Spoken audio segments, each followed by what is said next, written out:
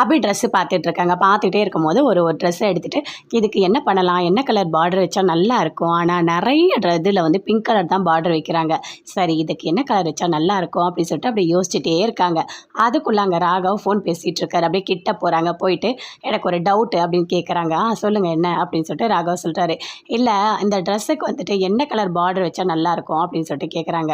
அவர் ஒரு கலர் சொல்கிறாங்க. இல்லை இல்லை இல்லை இல்லை நீங்கள் சொல்கிறத விட இதுக்கு க்ரீன் வச்சா நல்லாயிருக்கும், வேணா ஒரு பெட் வச்சுக்கலாமா அப்படின்னு சொல்லிட்டு கேட்குறாங்க. கண்டிப்பாக நான் சொல்கிறேன், இதுக்கு க்ரீன் கலர் பார்டர் தான் நல்லாயிருக்கும் அப்படின்னு சொல்லிட்டு அப்படி சொல்லிகிட்டே இருக்காங்க. அதுக்குள்ளே கரெக்டாக விக்னேஷ் வராரு. வந்த உடனே அப்படியே பார்க்குறாங்க. என்ன அபி எப்படி இருக்கீங்க அப்படின்னு சொல்லிட்டு கேட்டுகிட்டே இருக்காரு. அதுக்குள்ளே ராகவ் அங்கேருந்து போகிறாரு. இல்லை இல்லை இல்லை நீங்கள் ஒரு நிமிஷம் நில்லுங்க அப்படின்னு சொல்கிறாரு. 2 பேருமே அங்கே தான் நின்றுட்டுருக்காங்க. அங்கே அபியும் இருக்காங்க, ராகவும் இருக்காங்க. அப்போ விக்னேஷ் இங்கே பாருங்க அப்படின்னு சொல்லிட்டு ஒரு ரோஸ் கொடுக்குறாரு. அந்த ரோஸ் அப்படியே ஓப்பன் பண்ணால் உள்ள அழகாக சூப்பராக ஒரு ரிங் இருக்குது. அந்த ரிங்கை காட்டுறாரு. நல்லா இருக்கா அப்படின்னு சொல்லிட்டு ராகவ் கிட்ட காட்டுறாரு. ஆனால் ராகவுக்கு பயங்கரமாக கோவம் வருது. இந்தாங்க பார்த்துட்டு பாருங்கள் அந்த ரிங்கை அப்படின்னு எடுத்து கொடுக்குறாரு. ரிங்கை அப்படியே ராகவ் பார்த்துட்டு கொடுக்குறாரு.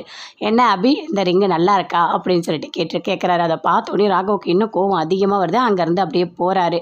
போகும்போது அப்படியே யோசிக்கிறாரு. ஆமாம், அடிக்கடிக்க மனசாட்சி வந்து என்கிட்ட பேசிகிட்டே இருக்கு.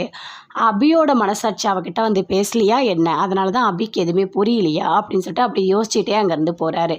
அவங்க அக்கா ஹாலில் இருக்காங்க. அப்போது ராகவும் அவங்க தம்பி 2 பேருமே சேர்ந்து அக்கா இதை நீ சாப்பிட்டே ஆகணும் அப்படின்னு சொல்லிட்டு ஒரு பாதாம் இது வந்து நல்லா ஊற வச்சது, தோல் உரிச்சது, நல்லா ஹெல்த்தி சாப்பிடுக்கான்னு சொல்லிட்டு ஊட்டி விடுறாங்க. அவங்க தம்பியும் ஊட்டுறாரு. மாற்றி ஊட்டி விட்டுறது எல்லாத்தையுமே பார்க்குறாங்க. போதும்டா எனக்கு வேணாம் போதும் அப்படின்னு சொல்கிறாங்க. பரவாயில்லக்கா அக்கா இதெல்லாம் நீ சாப்பிட்ணுக்கா அப்படின்னு சொல்லிட்டு இருக்காங்க. ஆகாஷோட அம்மா போகிறாங்க. போயிட்டு அங்கே முரளியை பார்க்குறாங்க. முரளிக்கிட்ட பேசும்போது சொல்கிறாங்க, இங்கே பாரு உன் பொண்டாட்டி இப்போ மாசமாக இருக்கா, அடிக்கடி ஃபோன் பண்ணி பேசி, இல்லைனா நல்லா சந்தேகம் வந்துடும், அப்புறம் நீ நல்லா மாட்டிப்ப அப்படின்னு சொல்கிறாங்க.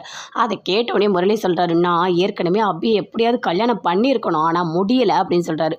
உனக்கு ஒன்று தெரியுமா, அபிக்கு இப்போ அடுத்த கல்யாணமே நடக்க போகுது அப்படின்னு சொல்கிறாங்க. அதை கேட்டோடனே பயங்கரமாக கோவம் வருது. என்னது கல்யாணம் நடக்க போதா அப்படின்னு சொல்லிட்டு முரளி பயங்கரமாக கோவப்படுறாரு. சரி ஏதாவது பண்ணிக்க நான் போகிறேன் அப்படின்னு சொல்லிட்டு அங்கேருந்து போகிறாங்க அவங்க. இங்கே பாருங்கள் அங்கே என்னென்ன நடக்குது எல்லாமே அடிக்கடிக்கு எனக்கு மெசேஜ் பண்ணிகிட்டே இருங்க அப்படின்னு முரளி வந்து ஆகாஷோட அம்மா கிட்ட சொல்கிறாரு. சரி நான் எல்லாமே பண்ணுறேன், நீ அஞ்சலிக்கு மட்டும் ஃபோன் பண்ணு அப்படின்னு சொல்லிட்டு அங்கேருந்து போகிறாங்க. அஞ்சலி நல்லா சாப்பிட்டுட்டே இருக்காங்க. அப்போ ஃபோன் எடுத்துகிட்டு வந்து கொடுக்குறாங்க. இந்த அவங்களோட ஹஸ்பண்ட் பேசுகிறாரு அப்படின்னு சொல்லிட்டு அட்டன் பண்ணி பேசுகிறாங்க.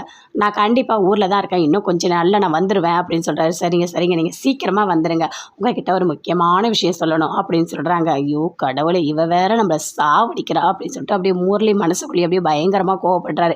அக்கா உண்மையை சொல்லுக்கா அப்படின்னு சொல்லிட்டு அவங்க தம்பிலாம் சொல்கிறாங்க. அப்போ கூட அவங்க உண்மை எதுவுமே சொல்லலை. உங்ககிட்ட ஒன்று சொல்லணும், நீங்கள் சீக்கிரமாக வந்துடுங்க நான் சொல்கிறேன் அப்படின்னு சொல்லிட்டு அஞ்சலி முரளி கிட்ட சொல்லிகிட்டு இருக்காங்க. அப்போ ஆகாஷோட அம்மா நினைக்கிறாங்க, ஆமாம் அவனுக்கு எல்லா விஷயமும் தெரியும், இவன் நடனம் இப்படி பண்ணிகிட்டு இருக்கா அப்படின்னு சொல்லிட்டு அப்படி யோசிச்சுட்டு இருக்காங்க. எல்லாருமே சேர்ந்து கோயிலுக்கு போகிறாங்க.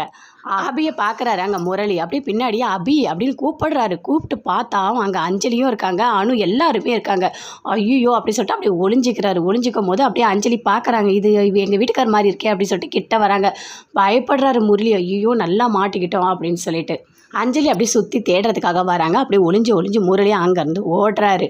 வீட்டில் அனு இருக்காங்க. அப்போது ஆகாஷ் சொல்கிறாரு, இங்கே பாரு அனு அப்படி சொல்லிட்டு அப்படியே ரொமான்ஸ் பண்ணிகிட்டே இருக்காரு. அதெல்லாம் ஒன்றும் இல்லை, நான் வந்து வேலைக்கு போகலான்னு நினைக்கிறேன் அப்படின்னு அனு சொல்கிறாங்க. ஏன் எதுக்காக, நான் தான் நிறைய சம்பாதிக்கிறேன்ல நானே தரேன் அப்படின்னு சொல்கிறாரு. அதெல்லாம் ஒன்றும் வேணாம், அக்காவுக்கு நான் ஏதாவது பண்ணணும் அப்படின்னு சொல்கிறாங்க. சரி உங்களுக்கு என்ன தோணுதோ அதை செய்யுங்க, எனக்கு ஒரு பிரச்சனையும் இல்லை அப்படின்னு சொல்லிட்டு ஆகாஷ் சொல்கிறாரு. அனு பயங்கரமாக சந்தோஷப்படுறாங்க.